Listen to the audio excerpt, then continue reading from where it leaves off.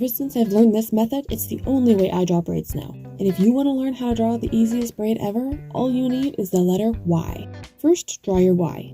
The shape of the Y will be where the hair tucks into the braid. Line up the arm of the next Y with the tail of the Y above it. Then finish the Y and repeat.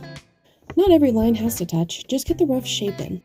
Next, make a hook shape to connect the hair in your braid. You'll be connecting the tops of the Ys together. Try to connect your lines as smoothly together as you can. Do this with all of them. Draw lightly during this first couple of parts. That way, it's easier to fix some of this stuff later. I'm just roughly drawing in the head, showing how the hair might tuck into the top of the braid. There will be more hair in the top couple of braid loops, so make them a little bit bigger and poofier. Next, we'll add lines to show the strands of hair. Leave a gap of white space in the middle. There will be less color here because that's where the light is going to reflect off the braid. Draw all the lines in the same direction, with no back or forth motion. At this point, my pencil was getting pretty dull, but it was working because it was adding a softer look, so I just wait to sharpen it. Next, go in and darken the middle of the braid.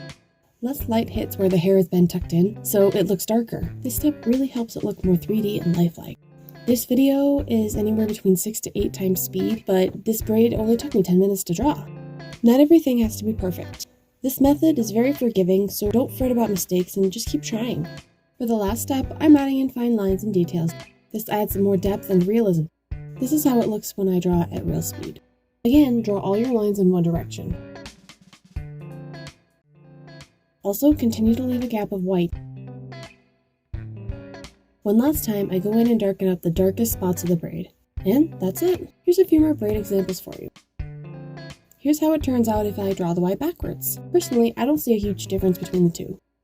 It doesn't look like much at first, but you have to trust the process. Adding in the darker shadows always makes the biggest difference for me. Here's the second braid completed. Lastly, I'll draw a braid on a person because that's probably how you're drawing it too. Use the same Y shapes. Not all of them touch, but it's more the basic shape that counts. This drawing was smaller, so it was harder to get all the details, but it still looks good. I drew these in blue because the color shows the process well, but you can use any color or just plain number 2 pencil.